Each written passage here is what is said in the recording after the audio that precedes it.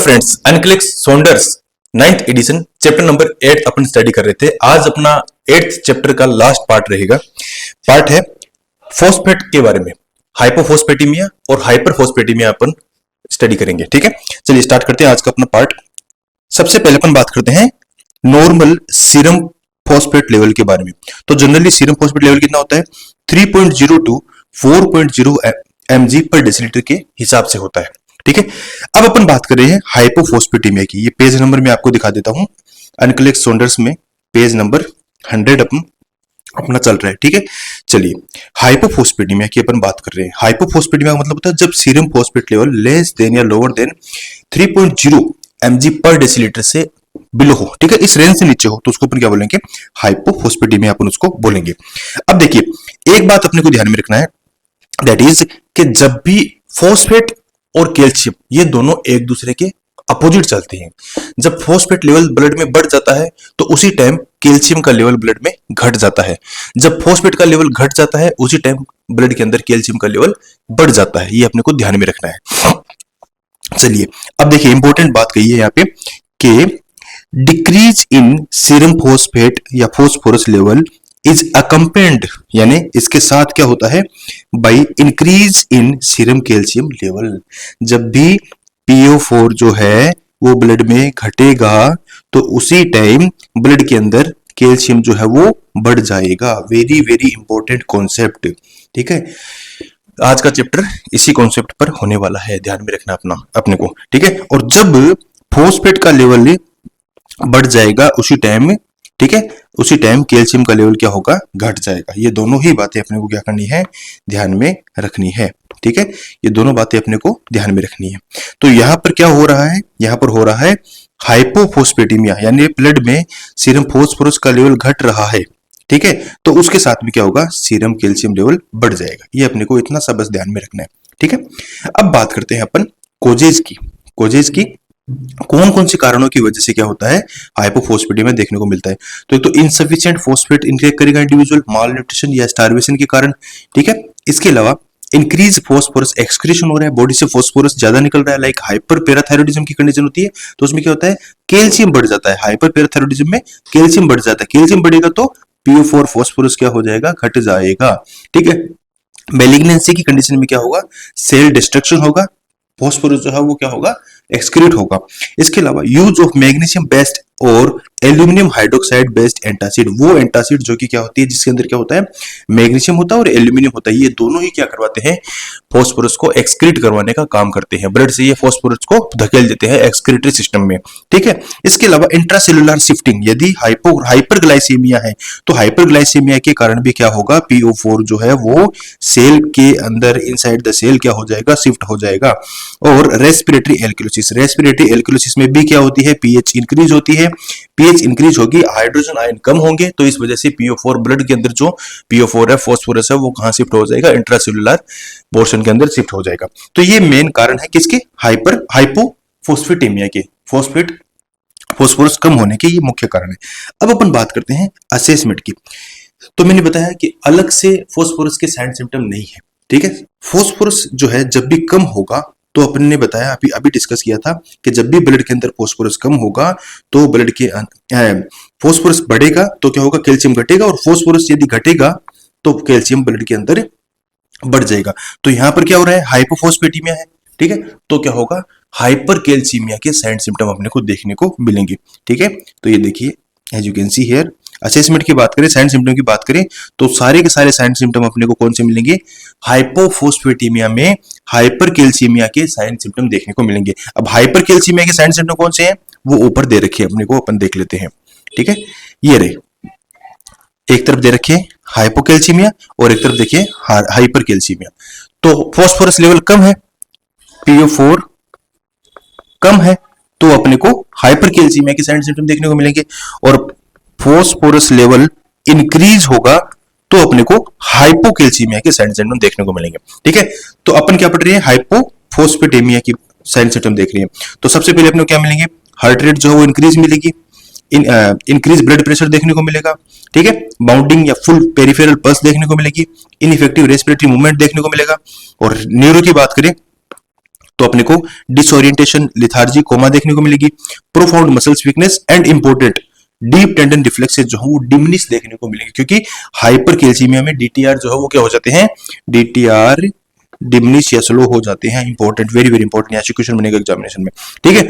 और hypo active ball signed अपने को देखने को मिलेंगे। तो ये सारी की सारी चीजें हाइपर कैल्सीमिया में देखने को मिल रही है, बट क्या हो रहा है, हाइपोफोस्फेटीमिया जो है, हाइपोफोस्फेटीमिया के कारण हाइपर कैल्सीमिया होता है। तो इसलिए अपन क्या करेंगे, हाइपोफोस्फेटीमिया में साइड सिम्टम के रूप में अपन किसको पढ़ेंगे, हाइपर कैल्सीमिया के साइड सिम्टम अपन पढ़ेंगे, ठीक है। चलिए, ये अपने साइड सिम्टम हो गए किसके, हाइपोफोस्फेटीमिया के, ठीक है। ये अपने हाइपोफोस्फेटीमिया के साइन एंड सिम्टम्स यहाँ पर कंप्लीट हो गए, ठीक है। अब यहाँ पर इंपॉर्टेंट बात कह रखी है, क्या कह रखी है, an individual with mild hypophosphatemia may not experience symptom। Mild hypophosphatemia में कोई सिम्टम देखने को नहीं मिलेंगे, but symptoms may not appear until the phosphorus या phosphate level drop very low. बहुत कम जब तक नहीं हो जाता तब तक सिम्टम अपने को देखने को नहीं मिलेंगे। नेक्स्ट अपन इंटरवेंशन की बात करेंगे। भैया हाइपोफोस्फेटेमिया हो तो गया, बट अपन अब क्या कर सकते हैं, तो अपन क्या कर सकते हैं, discontinue medications that contribute to hypophosphatemia. वो दवाइयां रोक दो जो क्या कर रही है, हाइपोफोस्फेटेमिया को कॉज कर रही है।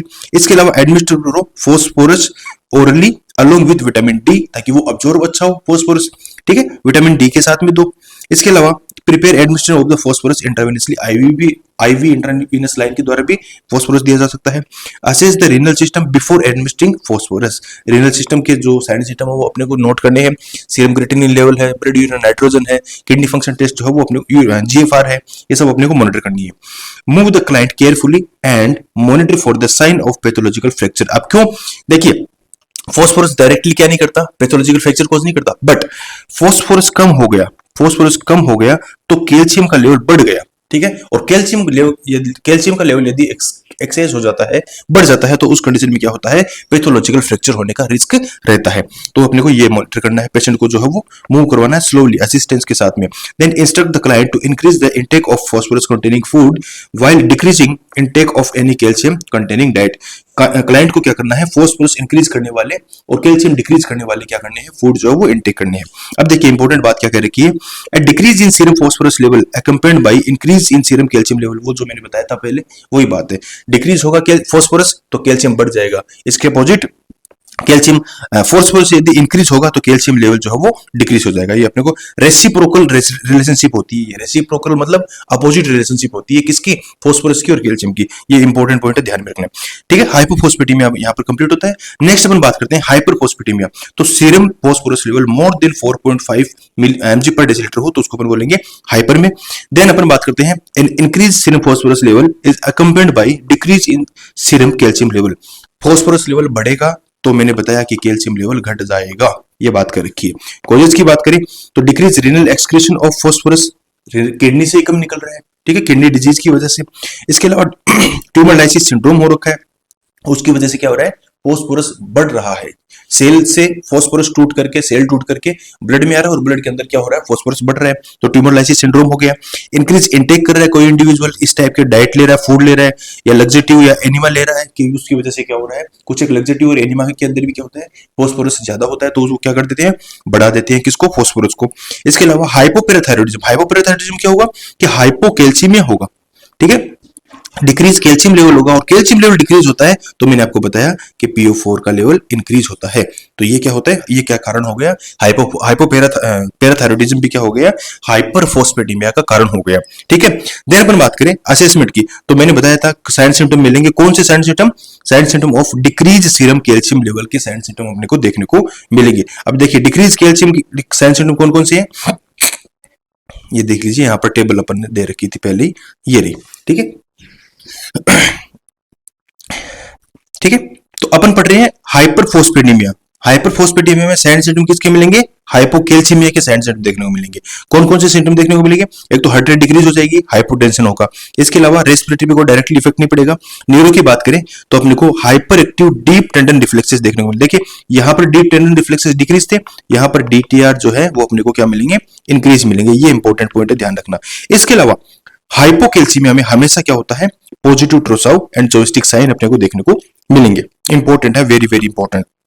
गैस्ट्रोइंटेस्टाइनल सिस्टम की बात करें तो अपने को हाइपर एक्टिव बोल साउंड अपने को देखने को मिलेंगे। ठीक है, तो ये क्या हो गए, ये अपने साइन सिम्टम हो गए किसके, हाइपर फोस्फेटेमिया के साइन एंड सिम्टम्स हो गए। बात करें इंटरवेंशन की, तो इंटरवेंशन में क्या करेंगे, मैनेजमेंट ऑफ हाइपोकैल्सीमिया। ठीक है, क्योंकि क्या हो रहा है, फोस्फोरस तो बढ़ रहा है बट इसके साथ में कैल्शियम लेवल घट रहा है, तो हाइपोकैल्सीमिया को ट्रीट करना बहुत जरूरी है। इसके अलावा फोस्फेट बाइंडिंग जो मेडिकेशंस है वो क्या करेंगे अपन, वो एडमिनिस्टर करेंगे फोस्फेट बाइंडिंग मेडिकेशंस, ताकि फोस्फेट को वो बाइंड करके और क्या करा सके, एक्सक्रीशन करवा सके, किसमें, रेनल में या फीसेस में। ठीक है, फिकल मटेरियल है या फिर यूरिन के थ्रू वो क्या करा सके, फोस्फेट को बाइंड करके बाहर निकाल सके, तो वो मेडिकेशंस देंगे। Avoid phosphate containing medications including laxative enema, वो एनिमा या लग्जेटिव जिसके अंदर फोस्फेट है वो अपन नहीं देंगे। हाई फोस्फोरस जो है वो जो डाइट इंटेक कर रहे हैं इंडिविजुअल उसको डिक्रीज करेंगे। Take the phosphate binding medications. ठीक है, तो ये सारे इंटरवेंशंस करके अपन क्या करेंगे, हाइपर फोस्फेटेमिया को ट्रीट करेंगे। इसी के साथ में अपना जो चैप्टर 8 है फ्लूइड एंड इलेक्ट्रोलाइट वो अपना कंप्लीट होता है। नेक्स्ट पार्ट में कौन सा चैप्टर स्टडी करेंगे मैं आपको बता देता हूं, अपना चलेगा एसिड बेस बैलेंस। ठीक है, चैप्टर 9 जो है वो अपन